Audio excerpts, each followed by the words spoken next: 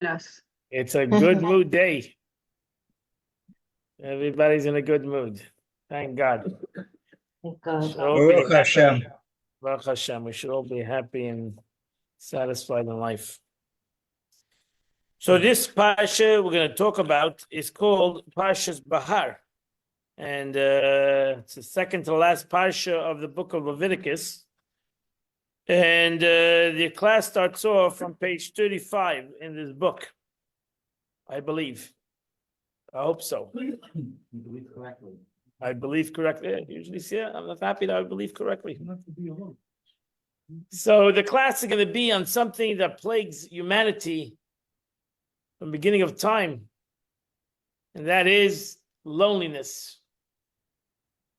It's one of the things that you can be married and still be lonely. You can be a rabbi, you can be a businessman, you can be a president, you can be anybody, and you feel lonely. For some reason, you feel lonely. Truth is, the Jewish people feel lonely these days in the world. And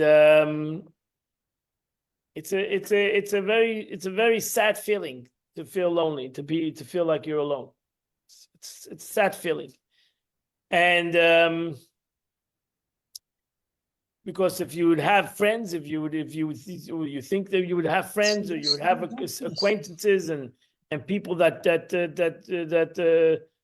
are interested in you, you think that things would be better, and everything would be wonderful if I only wouldn't be lonely.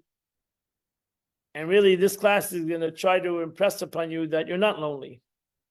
You're not alone. But we'll first go with the premise of the negative of being alone. It's a pasuk in the Torah. It's really a verse in the Torah. God already, when He created man, already put it into his system about loneliness, as the verse says in text number 1 on page 35. Vayayim Elokim, and God said, "Lo tov hayos adam levadei." It's not good for a man to be alone.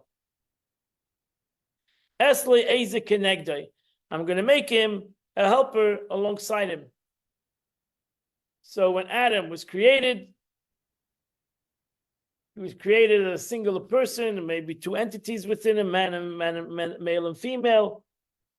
And ultimately, God said it's not healthy for a person to be alone, and we should never be alone. So loneliness is a problem. It's a problem that God saw right away that needs to be worked on. That's where relationships are most difficult, because we are challenging the concept of loneliness. It's harder, right? Because when you have somebody else, and you're dependent on somebody else, it takes some reason for many people. It takes away their independence. They have the struggle between being dependent on somebody else, and to being independent. And people like to feel that they can have their independence. They want their independence. They want their loneliness. Some people love that concept in a way. I have to be alone. Leave me alone. Leave me alone. But we don't really mean that, to leave me alone. Right? Because nobody wants to be alone. Nobody wants to be alone.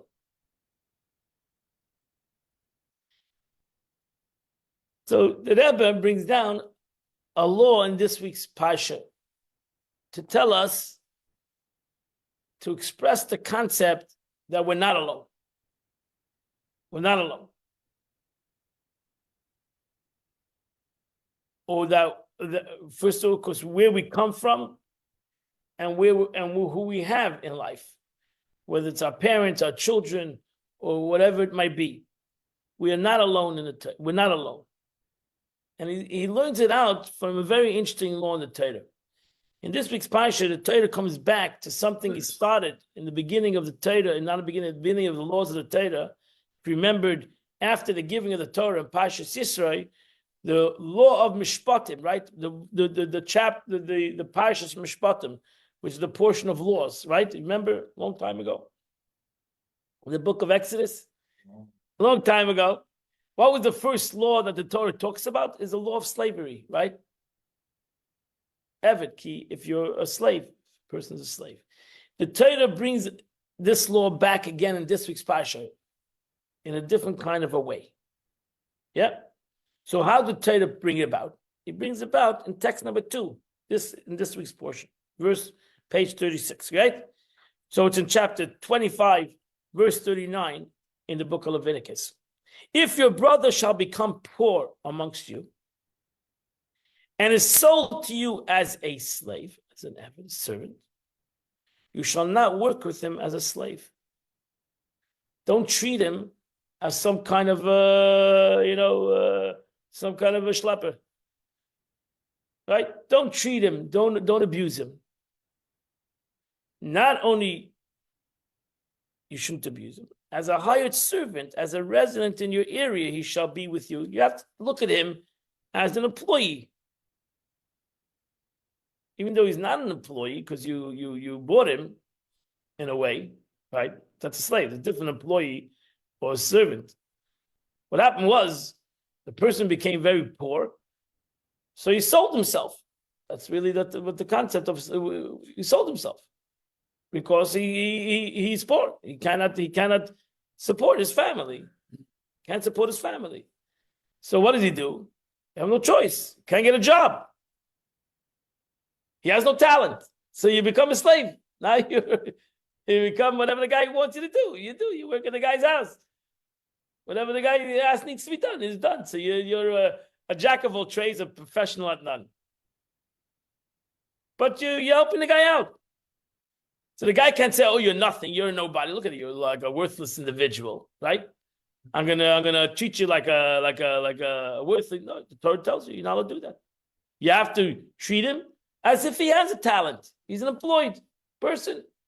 You have to treat him like like you would employ anybody else in any kind of a capacity that you employ them to, right? So if I employ a person to be a secretary, I can't ask her to clean the synagogue.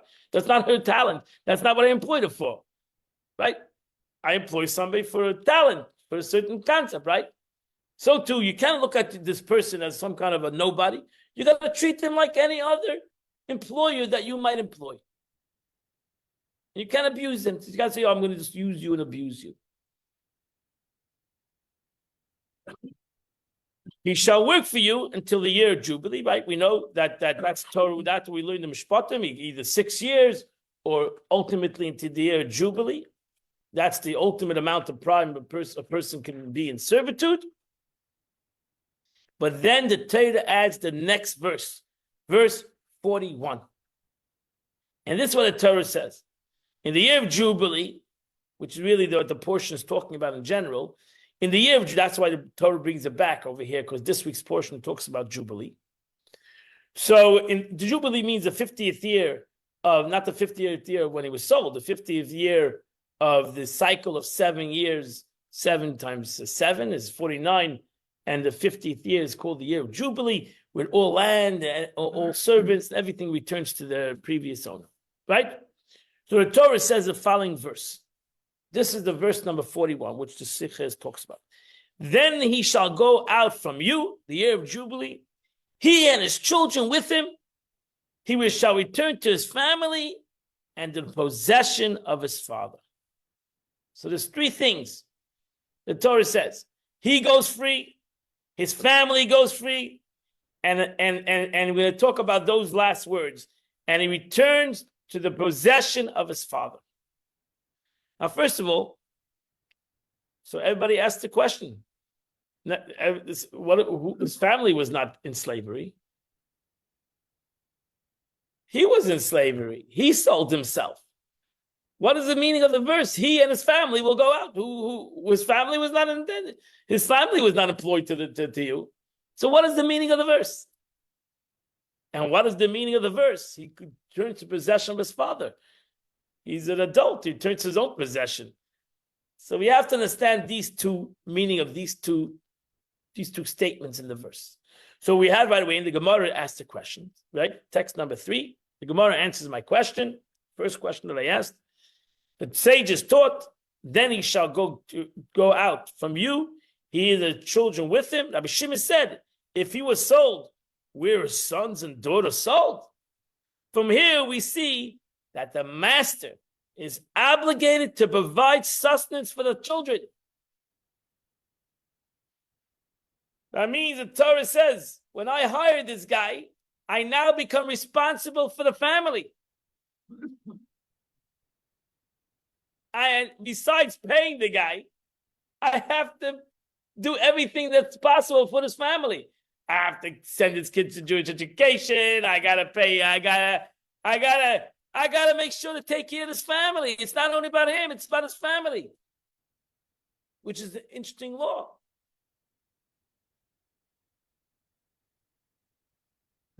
If you say something similar in regard to the verse, if he married, then his wife shall go out with him. Rabbi Shimon said, if was sold, was his wife sold? From here we see that the master is obligated to provide sustenance for the wife. You simply are not buying one guy. You're buying the entire mishpucha. It's a package deal. This is not just acquiring like a regular employer. When you buy your employer, right, you don't pay for the family. Over here, if you acquire this servant, you're acquiring the family. Whatever the family needs is my responsibility if I'm the one who buys it. Whatever the family needs, you have to pay. And now that's what the verse says. When he goes free, you're free now. Now you're free. You let him free, I'm free. I don't take it. Now you go take care of your family. Not that you came into my servitude. I need to take care of the family.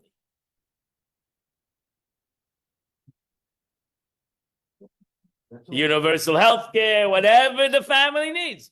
I need to take care of the family. Is that only for a Jew that sells himself? Yes.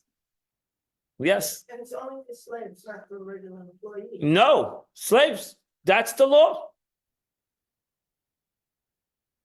That's the law. So in essence, I become responsible for the entire family. That's an interesting law. Why would there be such a law? I buy a slave. The guy is he has no talent. That's why he's basically being sold. He does no talent. He can't get a job. So I have an achmanis on this guy, and I hire him. Now I gotta take care. I wake up next day. I got 12 kids to take care of, and a wife that he has, and I gotta take care of this whole family. It's an interesting law. It's nice. Yeah, it's an interesting law. Interesting law.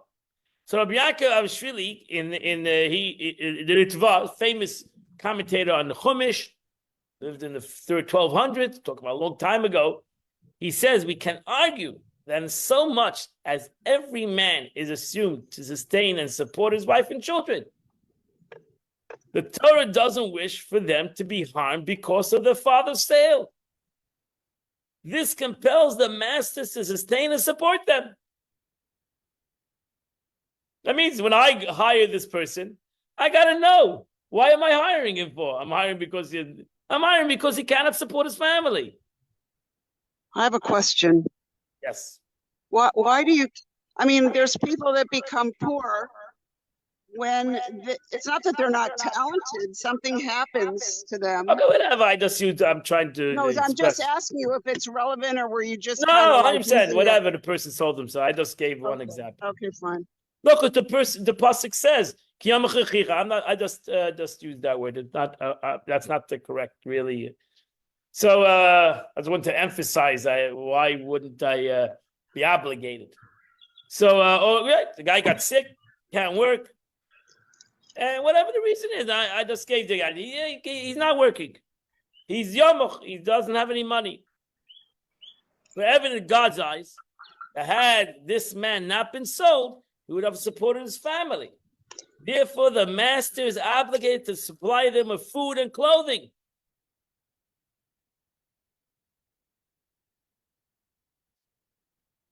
That's an interesting thing. So when I acquire this person, in essence, I have to look at the person as not a singular person. I'm not, in essence, I'm not acquiring him alone. He's not alone. It's more of an adoption. It's more of a responsibility. That's it. I'm not acquiring him alone. There's no such thing as a person alone. He's not alone. He's with a family. He's with other people. And I, as one who requires that, needs to know that from the onset that he's not alone. What does the master gain if he's taking somebody who's He's gaining, in essence, this is a charitable concept. That's it. It's a charitable concept. You took upon yourself a charitable obligation. But you're obligated now. It's not like a charitable, I can say I don't want to give. No, you're obligated. You have taken upon yourself. When you look at that person, you can't look at him as a singular person. You got to look at him and know that you have acquired a family. You acquired a whole group. You can't look at this person, which again is a Torah law. You're not going to find that in the legal system, the secular law. There's no such thing. This is a Torah concept. I don't know about that. What? No, I don't want to bring that up. No, I'm not going to say what he said. so this is strictly No, because you have to work. You cannot say, I'm not going to work. The guy has to work. These people say, you don't have to work. Just give them money. Just give out money without responsibility. Can't do that either. Yes. Somebody has to work for the money. Yes. That's what I was saying. So if somebody's hiring somebody because they're an invalid or they're sick or one thing, then they can't provide. No, that's why I'm not saying it. Nobody's hiring a slave that can work. You're not doing that. You're not obligated to do that. That's not what the pasuk over here. The pasuk is a hiring guy. Got to work. You cannot treat him like a shmata. He's got to work. You cannot say I'm not working. He's not working. Then you're fired. Say he blows it, can you fire a slave? Yeah, you can't. The slave cannot. You have to give him back the money. You paid for the slave. It cost money.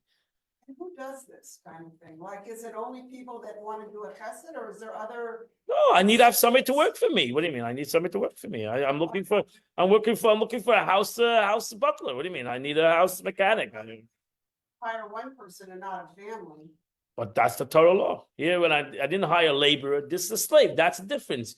The Torah says, in essence, a slave. On one hand, the Torah says you got to look at the slave like an employee, but it's not an employee because there's an employee and there's the laws of an eved. Two different laws. Employee is one thing, and an eved something else. I don't take responsibility of a person's whole family when I hire an employee. I take the responsibility of a whole family. We don't have avdus now. We don't have this concept anymore. We don't hire slaves. So therefore, we don't have this law. So in essence, we don't have this law today. When you hire an employee, you pay the employee. You don't say, oh, wait a second, well, it was whole family. I pay my employee. It seems like it would have been nice if they never even called it a slave, though. They refer to it as something, because it's not a slave. I mean, that's not the way. No, because a slave is when a person sells himself. That's the employee does not sell himself. Understand? That's the difference. We don't have that concept now. I'm just telling you. You understand? Evidently, the person sells himself. That's a different kind of a concept. That's the concept of a slave. Not that when you're an employee, you don't sell yourself. You sell your talent. A slave sells himself. Therefore, he has to do everything. You cannot say a servant, in essence, got to do everything. Whatever the person asks you to do, you got to do, because I didn't sell my talent. I sold myself. So the slave has no choice. This person has a choice. They're Which person? asking to be sold. They're Right, selling themselves. correct. They sell A themselves. slave, as far as my definition. No, over here we're talking about they sold themselves. That's the point. It's a different kind of a slavery. You sold yourself. Well, I'm just saying. So therefore, why'd you sell yourself? Who would sell themselves? The only reason why a person would sell himself, as the verse says, I am poor. I have no money. I need to support my family, and I have no choice. For some reason, I can't do it in an employee way, so I'm going to sell myself. In essence, that person, there's two ways of getting the money. either I can fall on the community and become a beggar, or I'm going to sell myself. It's self-worth in a way. I'm going to sell myself. So I'm going to work for this person, and I'll get my money to support my family. But it's more than supporting the family. Really, the owner has to now give the guy, the master, we're going to call the master, but I don't like the word master, but whatever, the one who bought him, or any better word you want to use, because over here is not the. What I'm trying to tell you, don't get lost in the word of slavery, and right away we get lost in that, and really I don't want to mention that. But it is like, everybody thinks of slavery as like you invade a country, you capture people. Right. No, just This is a Jew. right. who's on hard times. Sells it, or if sometimes the court would sell him. For example, a person that stole money, and now he has no money to pay back, so they sell him to pay back the money. Like an indentured servant. It's really servitude, than servant. Servitude. I've sold my service. Yeah. Right. Okay. Don't call it slavery. Okay. It's- Yeah, but that's the word. That's the word. Don't get lost in the word eved. And don't get the word. We get lost in the word because by us eved is a negative kind of a word. We don't like that word. Don't get lost in that word. But It's still, just not it's not a word to get lost in. That's not the point of the sikh here. The word eved. I still don't understand who, and are there any stories, who bought these people? People have slaves for thousands of years. The Jews had slaves. What do you Okay, mean? but are they? I don't know. I wasn't there. I can't tell you. No, but or does something tell us any stories about the people? It's who did understood. this? What do you But mean? it seems like Everybody had slaves. I mean, you don't have a story. They were the Everybody had slaves. They were first Jewish ones. It was a normal thing to do. It was a normal thing. It was a normal part of life, having slaves. Because just to take on a whole family, I can't imagine people today would Oh. do that. Unless they were big tzaddikim. Unless they were, no, they had money. They had this. Right, and people do that. They support families. They adopted- Today they do it as a stucker, not as a slavery, not as a servitude, but as stucker. That's it. People support entire families. Okay, well, let's not get stuck in that. So, what the point of it is that's the way the Torah wanted the owner or the boss, what do you want to call him, to look at this concept, which is an interesting concept, which is a phenomenal concept. It's really true. It's a phenomenal responsibility in a way, right? Correct? It's not a selfless act. It's a selfless act. Yeah, it's a. That's what the Gemara says. Eved, that you think you're acquiring a slave, you're acquiring a master. You're not acquiring a slave. In this law, you're not acquiring a slave. You're acquiring a master. He becomes he becomes your burden. He becomes your burden. Don't think that I got a slave. You got a burden. You got a responsibility. You got a headache. Right? You got a headache. But the question is, how's that possible? How is that possible? Really, if the Torah, if you want to bring some logic to this concept, you're going to say it's a Torah says so, that's it. But how does it logical make sense? Because there's a legal concept. So how does it logical make sense that I acquire somebody for servitude? Now I have to look at the whole family. Why? I'm not acquiring. I'm acquiring this guy. Why do I need to look at the whole family? So the answer is given that it's not acquiring a family. You can't look at it as acquiring. Oh, I acquired A. Automatically, I acquired 10 people. I didn't acquire. I acquired one person. You have to look at the 10 people as one person.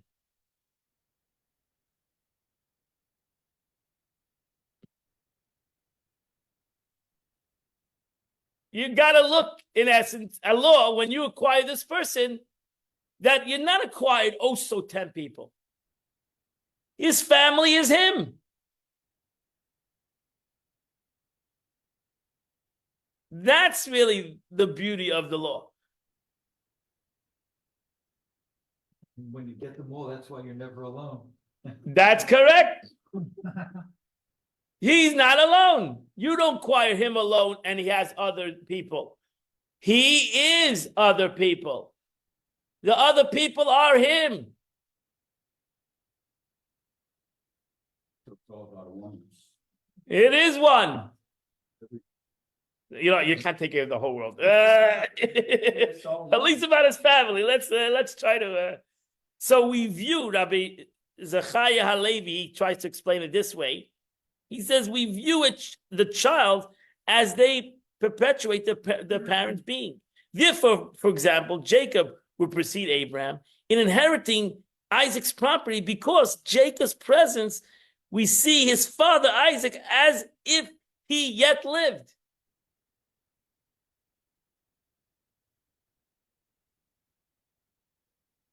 So you are your parents. It's scary. Did I hear that? I'm very scared. You are your grandparents.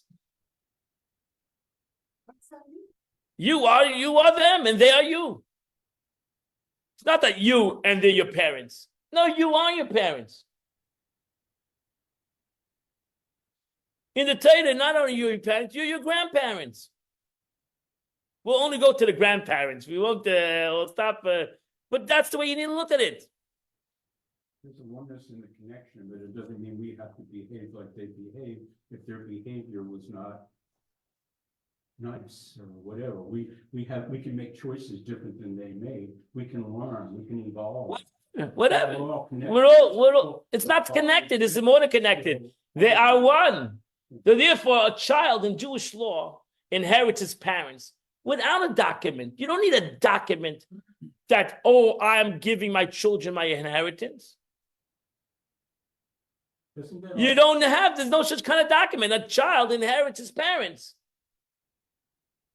The second his parents pass away, they inherit the parents. You don't have to have a will in Jewish law. And the truth is, you cannot write a will in Jewish law to inherit your money to somebody else.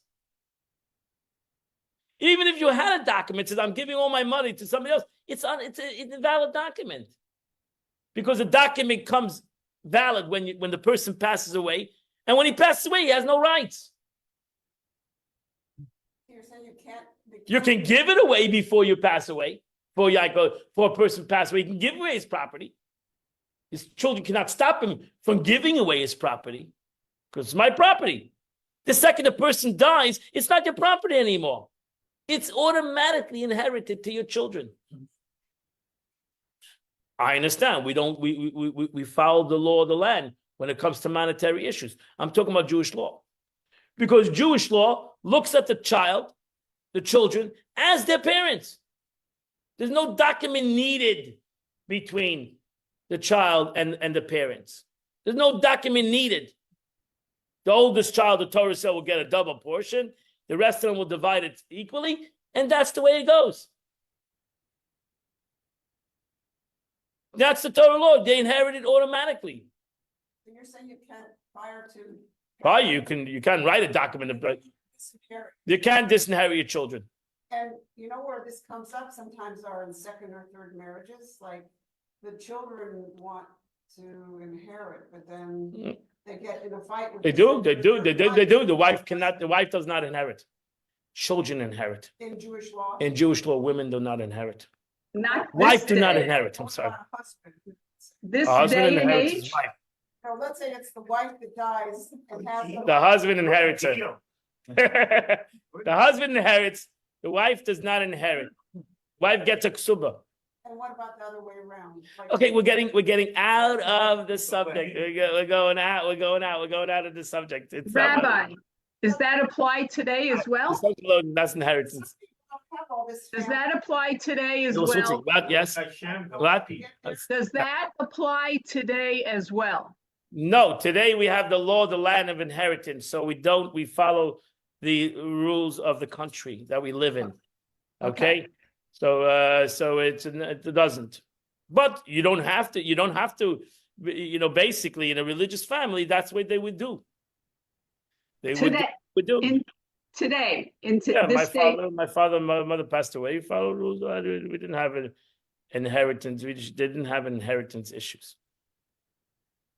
You had no money to give and inherit anyway, so nothing to fight over. Actually, today we find so many fights over inheritance, even if there is a document and is a will. There's so much trouble with inheritance, as we all know. But the Torah, you don't need a document. What his point was, right over here, that we find that the child inherits the father, the father, even if the grandfather would be alive. Right? He doesn't have to. The father's not going to take the child's inheritance over like Avram, Yitzhak, Yankov. That's it. So imagine if Abraham was still alive when Isaac died, Jacob would inherit him. Not Avram would come and inherit his son. Jacob is a son of Yaakov, is a son of Yitzhak. He's going to inherit him. Because it's his children. So in comparison to his father, self-understood, his children inherit him. And the father can't come and say, wait, it's like, I am the father. No, but this is my children. This is his children. And his children will inherit him. I'm not trying to stray, so. Yeah. No problem. Is there a reason in why women don't inherit? Back then? Yeah, because they get married, Baruch Hashem, and then the inheritance would move over to another. We're more worried about inheritance of land. That's this parsha. So, for example, if the land was divided, this land was a tribe of Levi or the tribe of Yehuda, and now the girl marries to the tribe of Ephraim, you would change the land property, would move to a different tribe. Understand? And the Torah wanted, God wanted that the tribes should stay, the land should stay in its place. It shouldn't move to a different property. Okay, you don't have that issues today. We're talking about But the Torah law law. is still in effect, even though we don't have that issue. If women don't inherit. Today, women do inherit because that's the law of the land. Yes, today they're doing it because that's the law of the land. So women do inherit because we follow the law when it comes to monetary issues. We follow the law of the land. And the law of America is that actually the wife inherits before the children. The wife inherits everything, and then she'll inherit to the children. That's the law of America, which is nothing wrong with that law. It's legal law. We're not against the American law, and therefore, at this present time, we'll follow that law. Because it's a monetary issue, we can follow the law of the land. It's not the end of the world. It's not leaving a woman out at least in this kind of nice sense. Yeah, that's right. So it's nice. So fine. Everything's good. Nobody got hurt. Everything is good. How is it in Israel? I think the same thing. Same as American law. Unless you put in your document that you want your that's when fights get on, right? If you write a legal document saying I don't want my wife to inherit anything, which people do that. Mm-hmm. Well, that's when the fights start, or he puts the second son over the first son or whatever, which legally it's allowed. So as a man, he can disinherit his wife if he wants to legally. The inheritance goes to lawyers' fees. And that's exactly what happens. Okay. So the Rashi explains this expression, for example, children stand in the place of their parents. It's as if their parents yet lived. That's the point. Inheritance is like, when you give inheritance, in Torah view of inheritance, is like the father's still alive. It's just that the son is in the stead of the father. The children, whoever's inheriting. Now you understand why Yaakov Avinu, it's a separate issue, but why Yaakov Avinu wanted the Bechira. Yaakov was getting inheritance. He wanted the Bechira. He didn't want inheritance. Self-understood. He would inherit just as much as Esav would inherit. He wanted more than, he was not out for the money. He was looking for something else. He wanted the blessing. He understood that he was looking for the blessing of Jacob. That's why he was looking for the Bechira. So in Jewish law, all the male sons got equal share. No, the first son got double. Oh. So if you had two sons like Yaakov and Esav, so you would divide the property into three. The oldest one would get 2, And the younger one, Yaakov would have got the one. Ishmael was not considered a son, the first son. No, we're talking about Yaakov. Yishmael was Abraham. I'm saying he wasn't considered first. We're talking about Yaakov and Esau. There was no Yishmael. I mean, By Abraham. Not Yitzhak. By Yitzhak, right? So he gave. So that's why by Abraham he gifted to Yitzhak everything before he died. That's it. He circumvented it in essence. He gifted to him. He said, "I'm gifting to you everything I have." Before he died. Before he died, gifting to you. That a father can do. He can gift to anybody he wants. He can gift it all to a stranger. It's his money. It's his right to do whatever he wants. So the Rebbe says in text number 6, this explains why the master is obligated to support the servant's children. It's due to their association with the father. Just as he's obligated to support the father, the servant, so too is obligated to feed parts of the father. It's not that he's obligated to feed somebody else.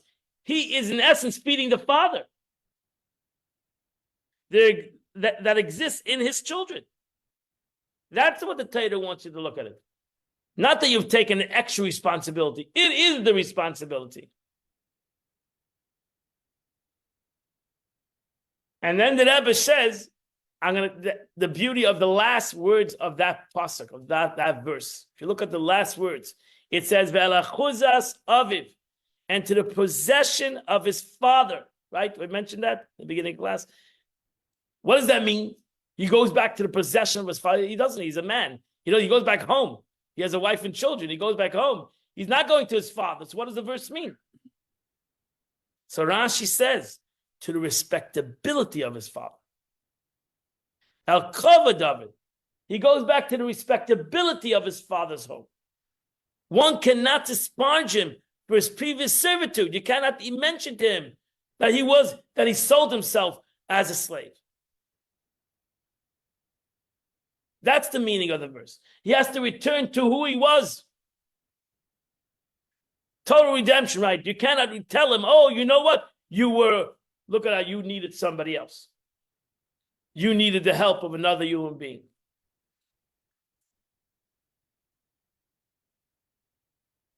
That's the beauty. That's the simple beauty of this verse, my friends. Beautiful halacha, beautiful concept in the Torah. Again, we don't have this concept today because we don't have that aspect. So therefore, the Ohr Chaim is a great sage. He's in the Chumash. You can look at him up, and every verse you'll see. Take a Chumash, for example. If you take especially Mikras Gedalis. I don't have it yet. I have it here. Take a Mikras Gedalis. But this is a big Chumash called Mikras Gedalis. And why? Because every verse in the Torah has,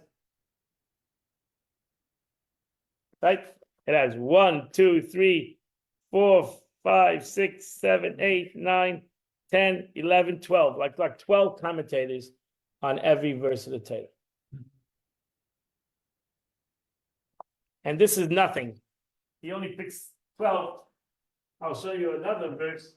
This is called Rikadelis Apardis, and every verse of the Torah. I'm going to show you one verse. Let's open up the book. As 1, 2, 3, 4, 5, 6, 7, 8, 9, 10, 11, 12, 13, 14, 15, 16.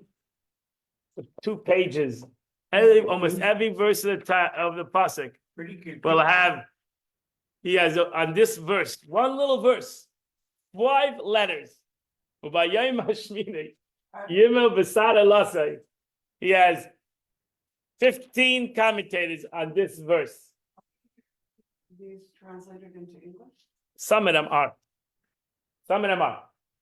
But if you see, I'll just show you the Ohr Chaim. This is the Ohr Chaim. Just to see, it says on top of it, it says Ohr Chaim.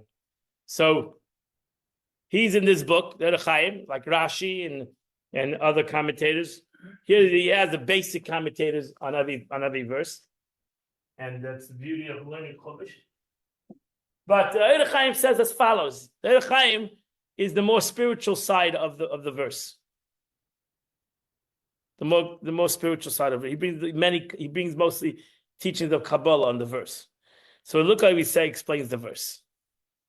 He says, if your brother shall become poor, and this is so important to our time that we're living with right now. This section hints at the Zohar says that God commands the ministering angels of Edom, which we are right now in the exile of Edom, the exile of Rome, the Roman exile, who are the ministers of negativity.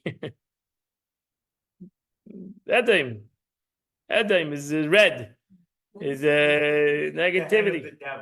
Yeah, they're evil. They're evil.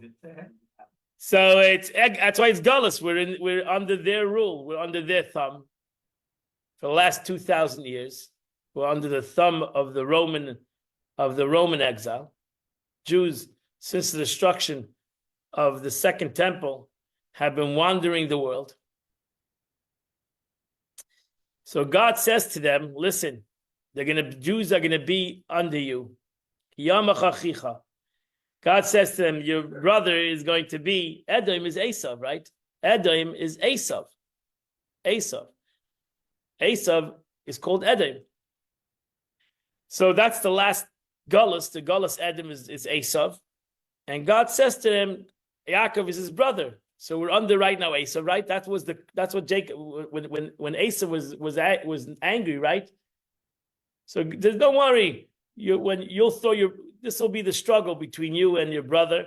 When you'll throw your brother off of you, you'll be on top of him. You'll rule him, right? So God says to them, don't treat Jews cruelly. Don't treat your brother cruelly. And we are currently in the exile of Edom. But why would you make a minister a cruelty if you didn't want people to think they're cruel? No, you wrote a minister of negativity. Just because you're negative doesn't mean you have to be cruel. You can be negative, but you don't have to be cruel. You know, it says God told the Jewish people that there would be slaves in Egypt. So what do you have against the Egyptians? That was God's. That was God's. That was God's issue. God said the Jewish people be slaves in Egypt. So what do you have against Egypt? Now you could blame Egyptians when God said they're going to be in Egypt. The answer is many answer because they were cruel. To be a slave is one thing. To be cruel is something else. So the Egyptians are punished because of their cruelty. Their cruelty. Not that they just conquered and they took Jews as slaves. Their cruelty. The way they dealt with Jews. So the Eibishter tells a Jew, the Eibishter tells the nations of the world that don't be cruel. What does God tell a Jew? What does God tell a Jew that's in exile?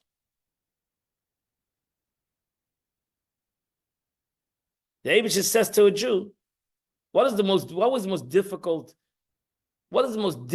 problem of Jews in exile?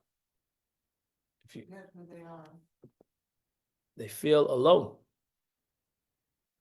Feel alone. That's a minority. That's a feeling of any minority. Especially the Jewish people that have gone from country to country, gone from situation to situation, almost feels like you're alone. That's a scary situation. When you feel like you're alone. How are you going to be able to stand up? Who's going to be there for you?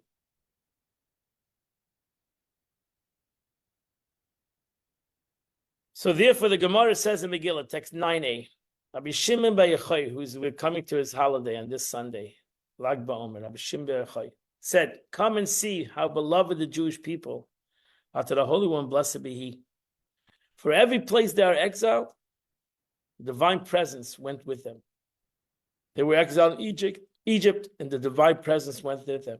As it stated, did I reveal myself to the house of your father when you were in Egypt? I did. They were exiled in Babylon, the divine presence went with them. As it stated, for your sake, I've been sent to Babylon. There. So too, in the future, they will be redeemed. The divine presence will be with them. As it says, then God will return with your captivity. It does not state he will bring you back, but it say he will return. Rishav, the Abish himself, will return. Teaching that the Holy One, blessed be He, will return with them from amongst the exiles. Text number 9b, the Zohar writes, so it is taught, fortunate is Israel, for in every place they are exiled, divine presence is revealed with them. You're not alone. You're not alone. So the Rebbe writes, this is a very powerful statement of the Rebbe, simply protecting the Jewish people and every Jew individual during exile does not require the divine presence to be with them.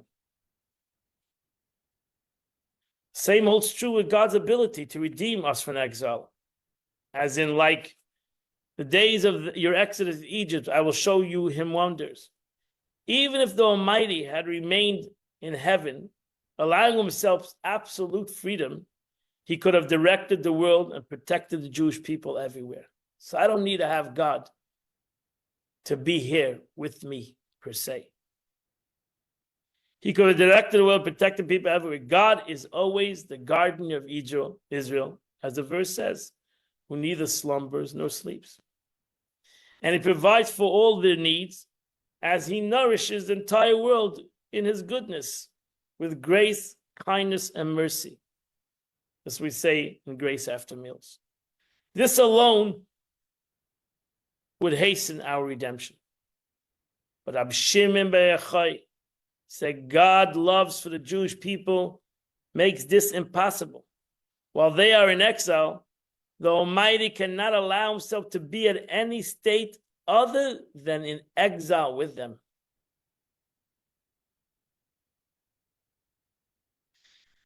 Jewish people experience of exiles distresses him, as it were.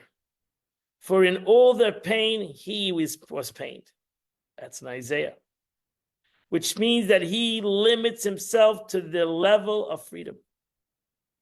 He's even present in their downfall. And he is there to lift through, as it were, everything the Jewish people lived through in exile.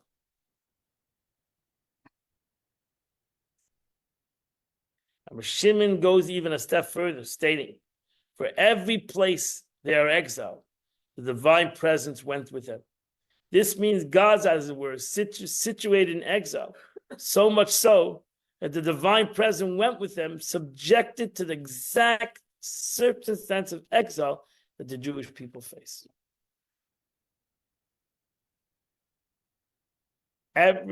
This is what every tzar that you go through, it's not that God's watching your tzar, or God standing there next to you and saying, don't worry, he's giving you. No. Rab Shimon bar Yochai says that God is in pain with you. That's not being alone.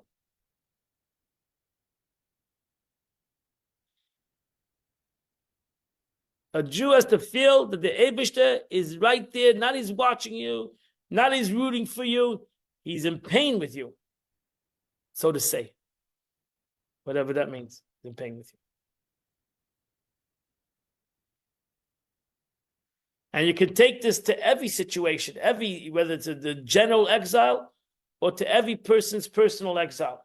Any person's personal pain and suffering that he might be going through, you should not feel alone. The alone part of it should not be felt. The pain, self-understood, is a pain is a pain. A trouble is a trouble. An agony is an agony. But that you're alone, you're not alone. And not only you're not alone, that somebody's there, that the Eibush is there. The Eibush is going through the pain with you. Whatever that means. I don't know what that means. But that's what Rabbi Shimon bar Yochai wants to tell you. That's what Rabbi Shimon bar Yochai wants to tell you. That you should not feel that you're alone. A human being should not feel like he's alone. But a lot of But he was talking to the Jewish nation. So he said, don't feel alone, because the Jewish nation, Rabbi Shimon bar Yochai lived in the time of Rome, the destruction of Rome. And after that situation, understood what meant. That's when Golus, that's when the time of Rabbi Shimon bar Yochai, that's when the Jewish exile started. Really. It was already in the system, already happening years before, but that's Tisha B'Av. That's when the Jewish people truly suffered under the Romans. And Rabbi Shimon bar Yochai himself suffered. He had to run to a cave for 12 years, from this Roman rule. But he said, in essence, that the Eibush was with me. God was with me. Not that the God was with me and he was standing there and cheering me on. God was with me in that pain. Can that be part of what it means when say that God is one, God is everything? Yeah. There's a Yeah. connection. Yeah. But it does bring it down in practice. You have to feel that way. I can say a lot of things, but you should not feel alone. That's the point. You should not feel alone. If there's one thing you got to come out of this is not to feel alone. I think most people feel alone because nobody teaches that God is one. Okay, so I'm teaching you that. They teach Welcome to the class. it's separate. And that separateness makes it. Yeah. So that's the beauty of the learning. That's the beauty of this teaching.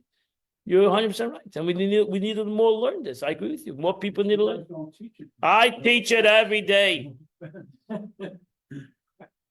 Ready? Look at the next one. Number 11. Babe will answer you.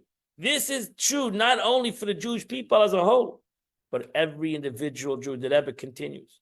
In every place where a Jew is found in exile, in any land, every land, whether it's outside the land, the Holy Land, the United States, or elsewhere, or even in the Holy Land, where exile affects deeply felt, it's the very city, in the very neighborhood, in every street, even far from the hinterlands where a single lonesome Jew is exiled, together with that Jew, in any situation and circumstance, we find the Almighty.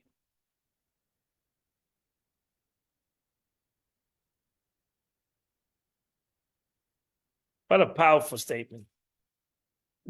Let's continue. We have a little more over here to finish.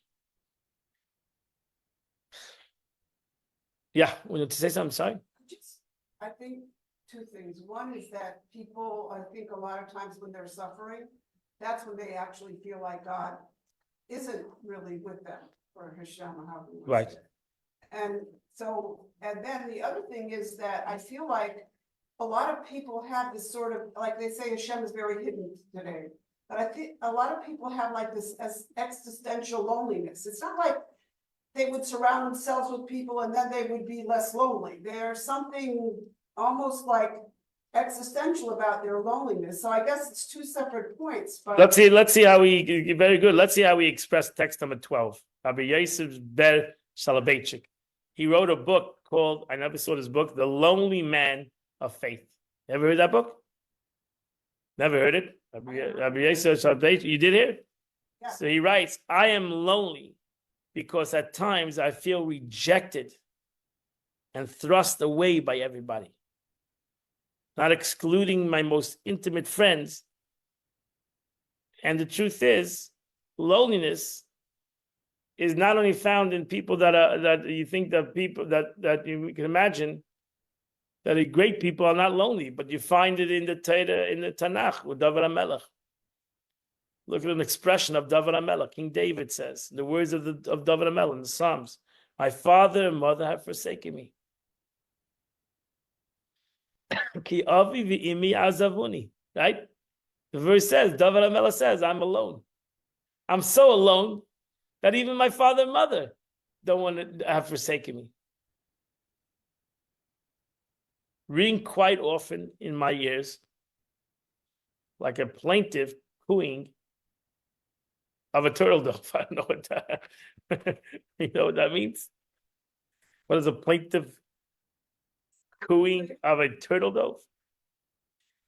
So this is something that even David HaMelech struggled with. So you have the verse in text number 46, and for 13, page 46. For my father and mother have forsaken me. That's when you listen to that. Right. That's a turtle. Uh-huh. So he's saying, and it's actually called a melancholy dove. Uh-huh. Yeah, or no, a mourning dove. It's Mhm. called MOU. So I guess there's some connection there to that sound and that bird. So my father and mother forsaken me. Hashem Yasfeni. But God will gather me up. You've heard that, Dove. Everybody's heard that, Dove. Oh yeah, okay. I'm gonna Yeah. have to look it up and see it and hear it, what it sounds like. Here, listen. Wait, Oh, you're gonna do it for me? I'm trying. Look at that. A live presentation at Chabad. Shh.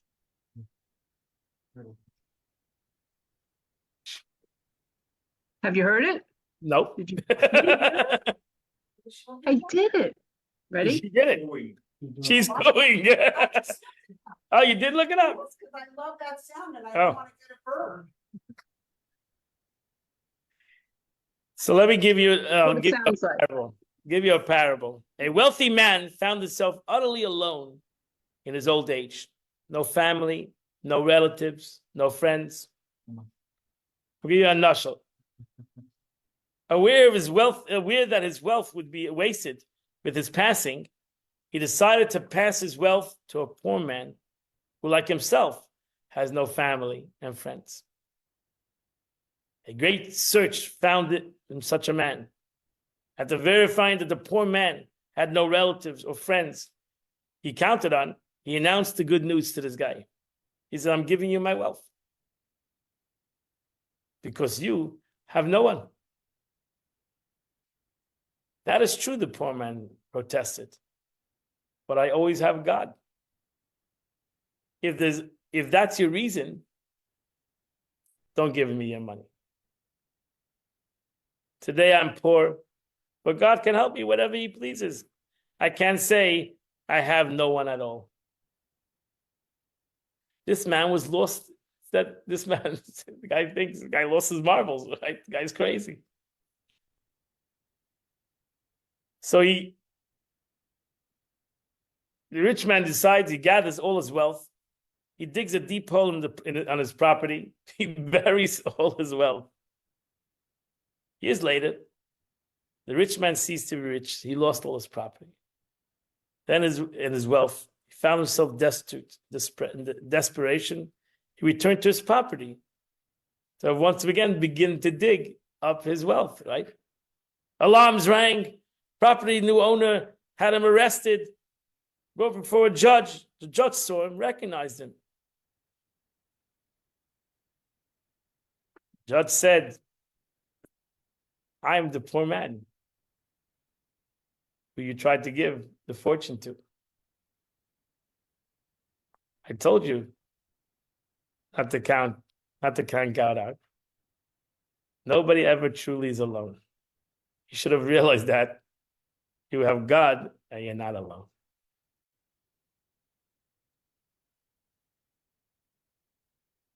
Like that story? So we're not alone. You're never alone. We're always, wherever you are in the universe, in any kind of situation. The Rebbe writes in text number 14, what in fact is loneliness? At the very moment, behold, what in fact, at this very moment, behold, God stands above you. And though the whole earth is full of his glory, he's scanning your mind and heart to see whether you are serving him properly. As the Alter Rebbe writes in Tanya, chapter 41. In that same chapter, Rabbi Shneur Zalman immediately leads us to the logical conclusion of this. If so, we ought to serve him, and one ought to meditate deeply on this thought at length, meaning, etc. If you put in effort meditating on this conclusion, you'll immediately see that you're not lonely. Quite the contrary.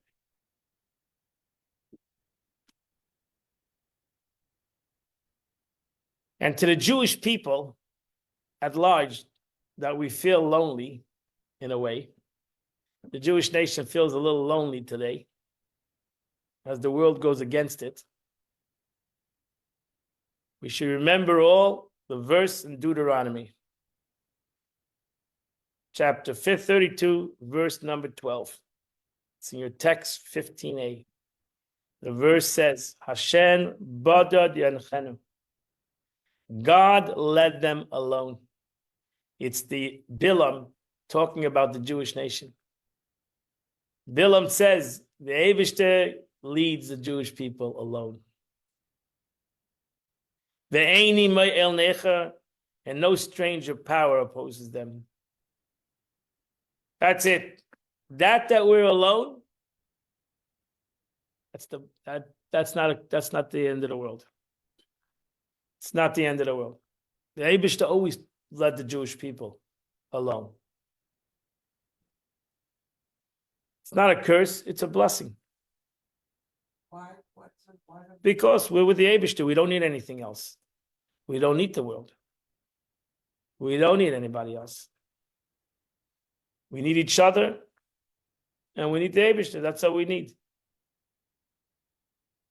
If we have each other, and we have God, is what the Eibishter is what Bilam saw when the Jewish people went out of Mitzrayim already. That is the Jewish nation, and that's Jewish history.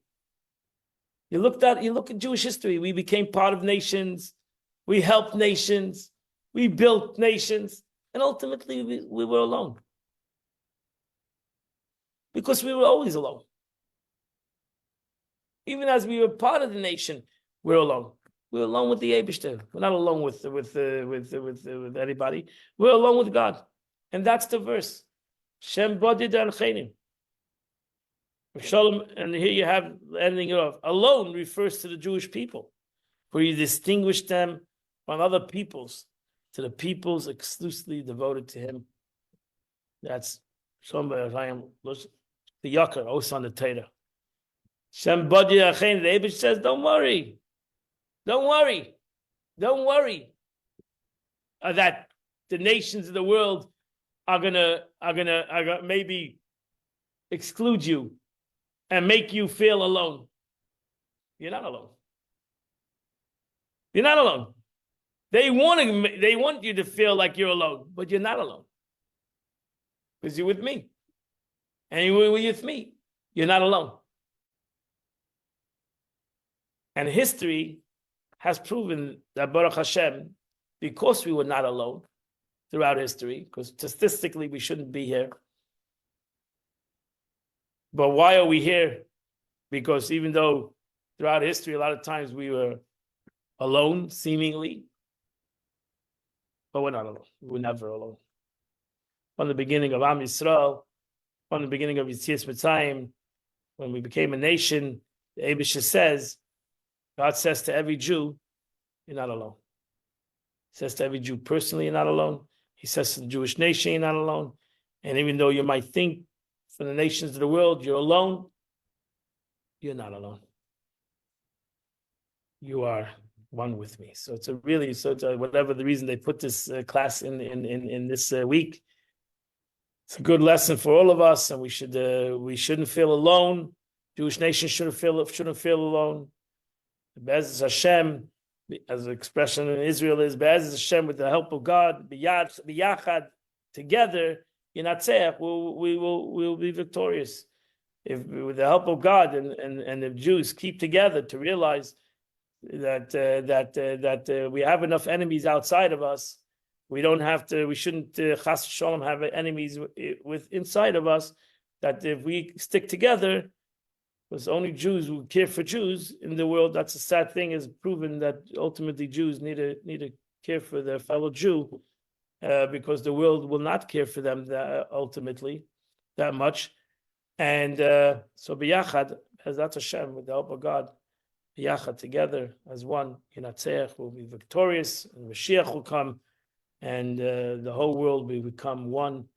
Bezrat Hashem, speedily nowadays. I wish you all a great day. Thank you very much for coming in the Sikha of the Rebbe. Thank And, you, Rabbi. God bless you all.